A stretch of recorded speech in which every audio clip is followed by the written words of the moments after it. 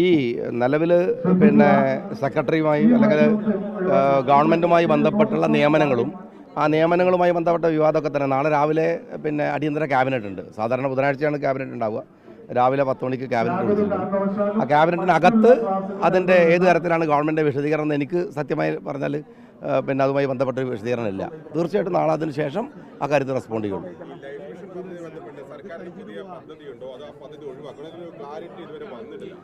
അല്ല, ഒരു ക്ലാരിറ്റിയുടെ പ്രശ്നം അതിനകത്തില്ല. ലൈഫ് മിഷൻ പദ്ധതി നേരത്തെ തന്നെ ഞങ്ങൾ പറഞ്ഞുകൊണ്ടിരിക്കുന്ന ഒരു കാര്യമുണ്ട്. അത് ലൈഫ് മിഷൻ പദ്ധതിയുമായി ബന്ധപ്പെട്ടല്ല.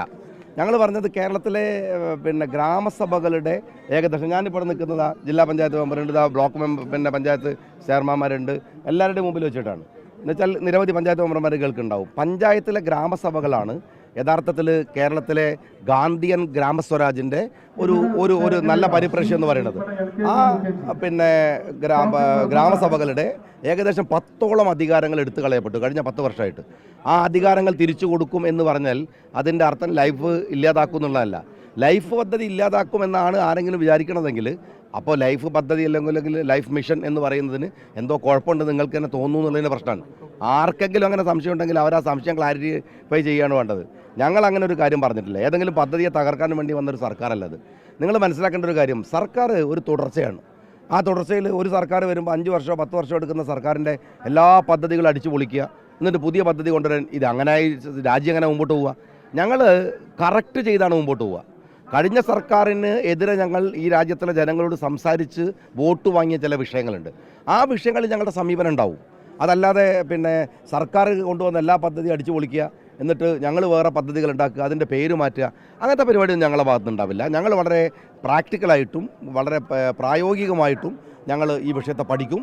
ആ പഠിച്ചിട്ട് ഒരു ഒറ്റ കാര്യം ഞാൻ അതിനകത്ത് 100% ഞാൻ ഉറപ്പിച്ച് പറയാം, ഗ്രാമപഞ്ചായത്തുകളുടെ അധികാരം അവരുടെ കയ്യിൽ തിരിച്ചെത്തിക്കുക എന്നുള്ളത് തന്നെയാണ് ഞങ്ങളുടെ അജണ്ട. അത് നിങ്ങൾ സംശയം വിചാരിക്കേണ്ട. അത് എവിടെയാണോ അത് ലംഘിക്കപ്പെട്ടത്, ഗ്രാമപഞ്ചായത്തുകളുടെ അധികാരത്തിലേക്ക് എവിടെയാണോ സെൻട്രലൈസ് ചെയ്യപ്പെട്ടത്, അത് തിരിച്ചു കൊടുക്കും. അത് നിങ്ങൾ ലൈഫ് പദ്ധതി എന്ന് പറയുകയാണെങ്കിൽ അത് നിങ്ങളുടെ മാത്രം ഭാഷയാണ്. നിങ്ങൾ അതല്ല ശുചിത്വ മിഷനാണ് നിങ്ങൾ പറയേണ്ടെങ്കിൽ നിങ്ങളുടെ മാത്രം ഭാഷയാണ്, അത് സർക്കാരിൻ്റെ ഭാഷയല്ല. ഞങ്ങൾ പറഞ്ഞിട്ടില്ല, ആ വിഷയം ഞങ്ങൾ എടുത്തിട്ടില്ല. പേര് മാറ്റണം എന്ന് പറയണമെങ്കിൽ ആ വിഷയം ഞങ്ങൾ എടുക്കണ്ടേ? ആ ഒന്നാമത്തെ ക്യാബിനറ്റിനകത്ത് ഞാൻ പറഞ്ഞൊരു കാര്യമുണ്ട്. പഞ്ചായത്ത് ഉത്തരവാദപ്പെട്ട പഞ്ചായത്തിൻ്റെ മന്ത്രി എന്നുള്ള ഞാൻ പറഞ്ഞത് പഞ്ചായത്തുകളുടെ എടുക്കപ്പെട്ട അധികാരങ്ങൾ അവർക്ക് തിരിച്ചു കൊടുക്കണം. ഡീസെൻട്രലൈസേഷൻ പൂർണ്ണാർത്ഥത്തിൽ കേരളത്തിൽ വരുത്തണം എന്നാണ്. അത് ഒരിക്കലും ലൈഫ് മിഷനുമായിട്ട് ബന്ധപ്പെട്ട് മാത്രമാണ് നിങ്ങൾ വിചാരിക്കുന്നത്. എങ്ങനെയാണ് ആ ചർച്ച വന്നത് എനിക്ക് മനസ്സിലായിട്ടില്ല.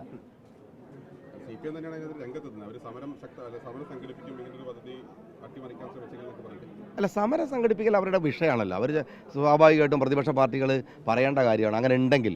പക്ഷേ ഞങ്ങൾ പഞ്ചായത്തുകൾക്ക് എടുത്ത അധികാരം തിരിച്ചവർക്ക് കൊടുക്കുമ്പോൾ അവർ സമരം ചെയ്യട്ടെ, പഞ്ചായത്തുകളുണ്ടല്ലോ ഇവിടെ. അതൊന്നും ഒരു വിഷയമുള്ള കാര്യമില്ല.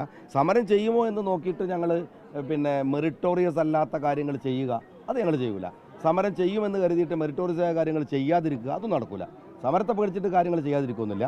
പക്ഷേ അനാവശ്യമായ കാര്യങ്ങൾ ഇടതുപക്ഷമാണ് അപ്പുറത്ത് നിന്നുള്ളതുകൊണ്ട് ഞങ്ങൾ ചെയ്യില്ല. ഞാൻ വീണ്ടും പറയുന്നു, കഴിഞ്ഞ സർക്കാരിൻ്റെ കാലത്ത് കൊണ്ടുവന്ന പദ്ധതികളെ മുഴുവൻ അടിച്ചു പൊളിക്കാൻ വന്ന സർക്കാരല്ലത്.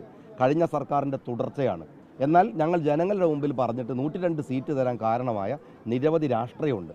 ആ രാഷ്ട്രീയത്തെ ഫലപ്രദമായ വിധത്തിൽ നടപ്പിലാക്കലാണ് ഞങ്ങളുടെ പദ്ധതി.